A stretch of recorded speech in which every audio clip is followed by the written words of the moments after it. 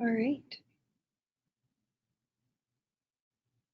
Hello, everyone. My name is Jordan Stark. I'm the Marketing and Brand Specialist for CFC. I want to thank all of you amazing intended parents and surrogates for joining us today. Our CEO, Leia Swanberg, is with us, and she will be leading the webinar on selecting a surrogate. She really great, helpful information for you today. We're just going to be waiting for a few more attendees to join us. Now, before I get started, I would like to tell everyone that we are recording this webinar today, and everyone who has registered will be sent a direct link to the video recording by email. We will also be sharing this webinar on our website, our YouTube, and our Facebook page. We'll be taking questions throughout the duration of the webinar, and Leah will be answering everyone live at the end. So we ask that if you do have any questions, please use the questions tab or the chat tab to ask them, and feel free to ask them anytime. Right, we'll just wait 1 or 2 more minutes for a few more attendees to join us, and then we'll get started. Jordan, I just want to clarify, it's selecting a lawyer, not surrogate. Is that right? I'm sorry about that. Just wanted to double check. I know we have a lot of webinars going on in the next few days, and I was like, I may have the wrong notes here. So we're so sorry about that. It is selecting a lawyer. That is the next one that we'll be doing next week. No, that's fantastic. That's great. So welcome, everyone. I know that many people, there are many of you on, and then there are many of you that will listen to this later on. So if you do listen later on and you have questions, you can forward them to Jordan or myself, and we'll be happy to get back to you in a timely fashion with a response. This webinar likely will be a fairly quick one, but I think the information is really important. So if you are joining us and you are an intended parent interested in engaging with a fertility lawyer to begin the process of surrogacy, if you are a surrogate who is interested in finding out more about the legal process prior to becoming a surrogate, if you are midpoint in a pregnancy and are preparing for your birth and wanting to have some information about how to select a lawyer to draft your post-birth paperwork, if you're an egg donor and you happen to be, I know we had a couple of egg donors register, if you're an egg donor and you're wanting to sort of listen in on the process that your intended parents will be going through with the surrogate, or even your own journey, I'm glad you're here and welcome. So when intended parents require or surrogates require a lawyer, there are a few different stages, and so I'm going to talk about the intended parent piece first. So if you're an intended parent and you are considering surrogacy and you live in Ontario, but your sister will be your surrogate in British Columbia, or you live somewhere in Canada and your surrogate somewhere in Canada, you can select a surrogacy lawyer anywhere within Canada. It is federal legislation, and so a lawyer can draft an agreement for you, either from across the table with you in your home community or somewhere else in Canada, and there are no issues with that. If you are from abroad, so you're from another country and interested in accessing surrogacy in Canada, my first and most important suggestion is to find a lawyer in your jurisdiction that you can talk through whether or not surrogacy in Canada is a good option for you. And the reason that's so important is that many jurisdictions have guidelines for those who are accessing surrogacy outside of their country. And so we want to ensure that prior to engaging with a lawyer in Canada, that you have, all the moving parts together where you live. And if you are listening to this webinar and you're not sure, you live in Australia or the UK or Spain or France, if you are looking for a lawyer in your jurisdiction, we have a great list of lawyers that we could refer you to, but that's really your first step. The second step would be to find a lawyer in Canada once you understand that surrogacy in Canada is safe and legal and falls under an altruistic model, which is supported by many other countries in Europe, in Australia, Spain, France, just all over the place. And so it's important that when you decide to embark on a journey in Canada, we often suggest talking to a lawyer even before you talk to a surrogacy agency. And the reason for that is to ensure that a lawyer in Canada is able to give you advice on that, so that when you come to an agency or when you begin working with a fertility clinic, that you know the pieces you need to know. So, where is your surrogate going to live in Canada? Well, that actually matters based on who you are as people and where you're from.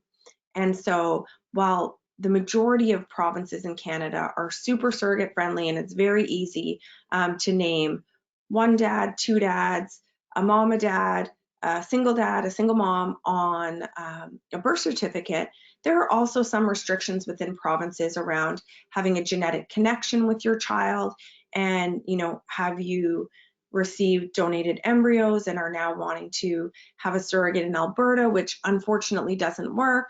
There are a lot of those moving parts that only a lawyer can give advice on. Having been in this industry for 16 years, I know a fair bit, but what I do know for sure is I am not a lawyer, and I don't understand all of the facets of the legal piece. And so I want you to get that advice first. And how you'll get that advice.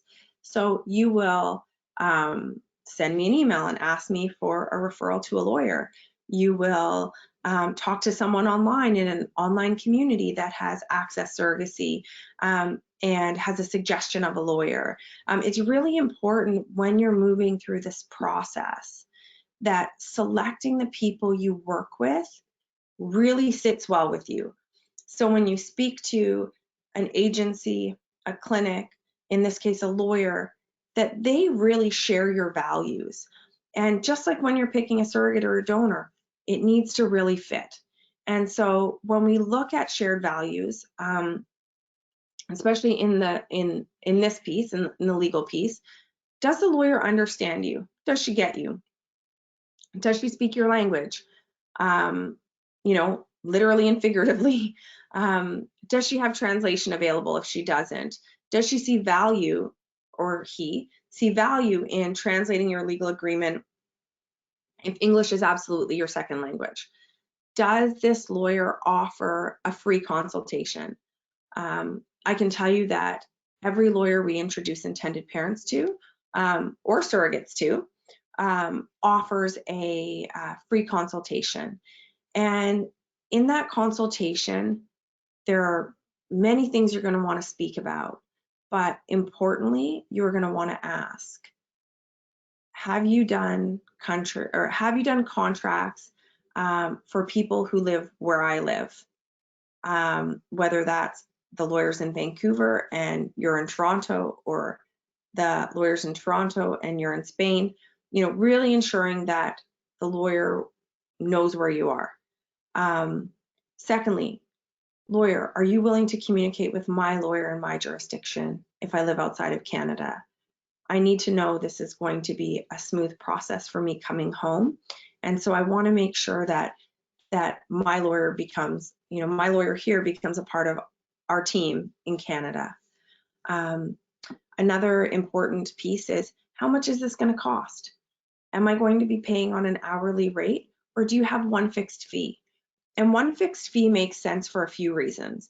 The first one is that if you don't achieve a pregnancy, if you decide to move on to another surrogate, if you need amendments throughout your agreement, you may have reached the maximum number of embryo transfer attempts, or you may be selecting another surrogate because your surrogate unfortunately doesn't pass screening, or you need advice throughout the journey. And I'm not talking about, big, heavy legal advice, because of course they will charge you for that. What I'm talking about is questions about your contracts, a redraft of a contract should you need a new surrogate. All of that is typically in a fixed price. We like as many fees to be fixed as possible, so that as you're budgeting and as you're understanding the process, you can budget more easily. Also making sure that your, you know, your lawyer understands what's important to you about surrogacy. And for everyone, that's very different. And, you know, ensuring that if there's something that you want in a contract that's important to you, it doesn't break the law in Canada, ensuring that the surrogate lawyer or the surrogacy lawyer understands that he or she works for you. And if it's important to you, it needs to be important to them. Unless, of course, they can explain to you why it is not illegal, there's no legal valid reason, then sure, they will explain that to you. But ensuring that you have that close connection with your lawyer and know that throughout the process, this is someone you want on your team. This is someone you want to have your back. I'm quickly going to switch to the surrogacy side and why a surrogate needs a lawyer, how she should select that person, you know, how and when to contact them. I'm going to sort of touch on that, and then I'm going to get into the post-birth stuff, which is also very exciting, and often yet another lawyer. So surrogates, if you are on here today, I'm super excited that you're here.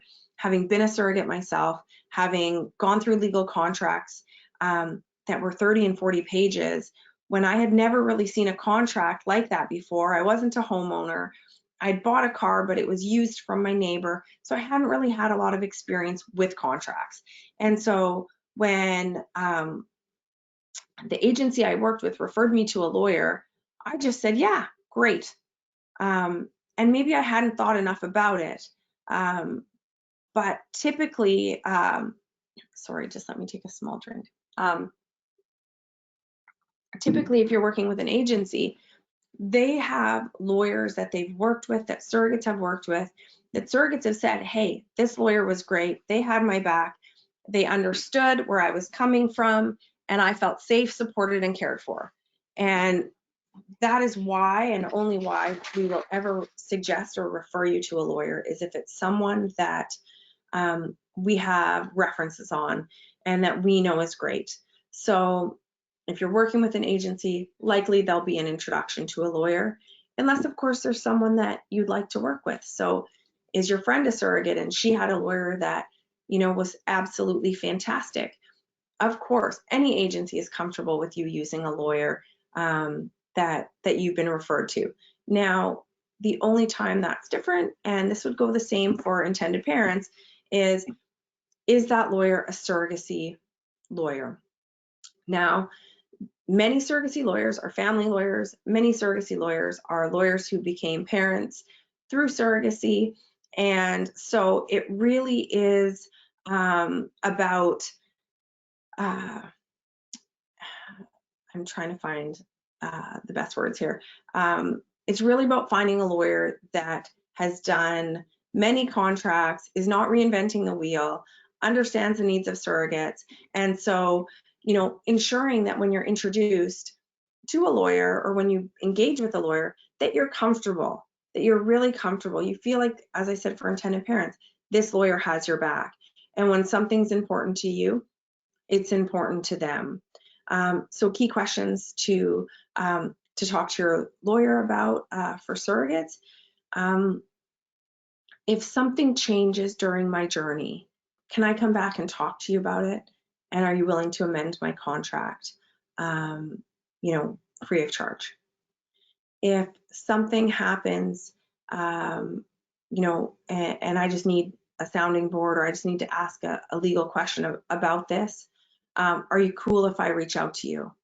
You know, and making sure that the lawyer understands that while the large part of their job is to explain the contract to you over an hour, hour and a half contract review, that even post contract review, you may have other questions. Your job may change. Your marital status may change. You may move to another province. These are all items that would be important for your lawyer to know so that they can amend your contract. You know, have you done 3 tries and that's what you signed up for and you're ready to walk away and rematch or walk away from surrogacy completely? Again, something that you would report to your lawyer. And I always, you know, generally suggest that, you know, as things occur, letting your lawyer know, even just sending them a quick email, hey, FYI, I'm pregnant, you know, different things so they can keep track of your file as well. Because coming toward the end of a pregnancy, week 25-ish, that's when we all, you know, start to shift from, you know, pre-pregnancy and contract to post-pregnancy and documentation, birth registration, etc. And so around 25 weeks, you know, intended parents, typically that's the point, whether they're with an agency or not, that they would reconnect with their lawyer and say, hey, my surrogate's having a baby. I'm 25 weeks pregnant. Great. Remind me where she lives? BC. Okay. I'll refer you to a lawyer in BC. So while the first piece of the contract can be done by a lawyer across Canada because it is federal legislation, post-birth, that lawyer needs to live in the province in which your surrogate is delivering.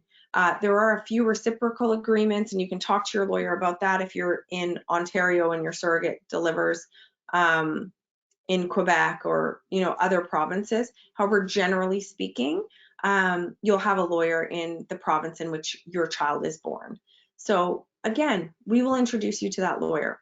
So surrogates, for those of you on this call, there will only be one lawyer post-birth, and that lawyer will contact you to ask you for some information about how do you know these intended parents, you know, when did you get pregnant, you know, what clinic did you go to? Like there may be some social questions. Where do you plan on delivering? That will be put together for that post-birth paperwork. Some provinces, it's not necessary. Others it is. So what I like to do is over-inform so that if you don't need that, then you'll ask your lawyer, well, hey, I was listening to a webinar and Leah said, you know, a lawyer's going to contact me and no one has. Well, that's likely because you're in the province of Ontario and your intended parents are from the province of Quebec. And so there's no additional documentation needed for the post-birth paperwork. But again, there will only be one lawyer for the declaration of parenthood, the declaration of parentage or any other paperwork required, birth registration forms. And so that lawyer will work not only with you, intended parents, but will also work with your surrogate to ensure that everything is ready. So when your baby is born, you know, you'll call your family and then you'll call your lawyer. Hey, lawyer, baby's born. Here's their name. Here's their weight. Here's their the name of the doctor that delivered, and here's where we are at such and such a hospital. And the lawyer will then begin drafting the paperwork. The lawyer will then, for surrogates, have you sign some paperwork, and whether that's in Ontario 7 days later after the birth, whether that's in Alberta, typically within 24 hours. But the lawyer will be communicating with you all along the way. And, you know, when we talk to intended parents, when we talk to surrogates, there's often this nervousness around the legal process because, you know, surrogate doesn't want this baby, intended parents don't want the surrogate to keep this baby. And so there's often this sense of, you know, anxiety because it is a very important piece of this process. The legal piece matters. Having a lawyer who has your back, who understands what is important to you, will have a fixed price, will allow you to bug them, is all so important. And so for us, for CFC and for our agency, we have really taken a list of, you know, 50 lawyers that we've worked with, and we've tailored that down to, you know, 5 or 6 lawyers that really understand for us what matters, understands for our clients what matters, understands the importance of having a will in place, the importance of speaking to a lawyer in the intended parents community, talking to the surrogate in language that she understands that really makes sense from a nuts and bolts perspective, that the lawyer has spoken to to a lawyer in their community if they're not, from Canada, and that they have, they're willing to communicate with the clinic should any issues arise. They're willing to communicate, in a way that's comfortable for you as intended parents, that's comfortable for you as a surrogate. It's so important that, you see your needs as paramount in this. So surrogates, if there's something that's important to you, add it to the contract. Intended parents, if there's something important to you, add it to the contract.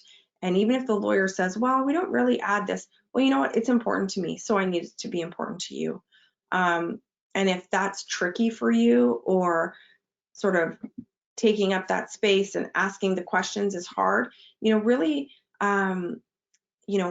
rely on your case manager at your agency, or if there's two of you and one of you has no problem being very direct, have that person take over the lawyer piece while you take over the how do I arrange a massage for my surrogate piece. Whatever that looks like for you. Everyone has strengths and weaknesses, and some people are very comfortable in the lawyer space and others aren't. So, find your groove, find your niche. If you're brand new to this process, draw straws or decide who's going to handle what, so that that person can really begin to develop questions around the legal process. And on the free consultation call with a lawyer, whether you're a surrogate or intended parent, you'll be able to ask a lot of questions that begin to come to mind. So, I always just sort of open up my notes section on my phone, and I have lawyer, these are questions to ask, or surrogate, these are questions I want to bring up, intended parents, questions I want to bring up. So definitely, lean in and just begin to sort of ensure your comfort level with the legal process. I know we have a couple of egg donors who have registered for this webinar, and intended parents, if you have an egg donor, having an egg donor agreement is very important. Some jurisdictions are now making it mandatory prior to birth registration. Some are not. So speak to your lawyer about that as well. If you've already created embryos and you didn't maybe anticipate or think about that, they can still do an agreement for you post-retrieval, and your donor agency, or if it's a friend of yours that was a donor, can receive that document and facilitate the signing of that. Egg donors, if you're on here, I would love for you to talk to your agency about speaking with a lawyer, understanding why a legal agreement matters to you, if it does. And then as well, even if you're in an open egg donation and you communicate with the intended parents and you have a relationship, but you just, there's something niggling where you just think, you know what, I think having a legal agreement is really important. I would like to know if they have future children. I'd like to report if I've had more donations and there's more kids out there. I'd like sort of a place to park that information, and a lawyer sounds like a good spot. Then definitely reach out to the donor agency you're working with, or your friends if you're doing a known open donation. And it's important. Your comfort level around the legal process, whether intended parents, surrogate, egg donor, it all matters, and ensuring that people around you understand how much it matters and understands how seriously you're taking this process, and that selecting a lawyer is something that you're not taking for granted, and that you are very comfortable with. So that's really all I have. As I said, it's a short 25 minutes, but if anyone has any questions, I would love to answer them. Great. We don't have any questions at the moment. If anyone has any, please do ask them now, and we will also be available after the webinar to answer anything that you have. Definitely, please feel free to email us. Excellent. Well, if any of you would like a referral to a lawyer or would like to chat about it, please email me. And I hope that that you all have a fantastic day and are able to join us on future webinars, as we are hoping to follow this series of webinars for the next, I think, 10 weeks. So thank you so much, and we will talk to you soon.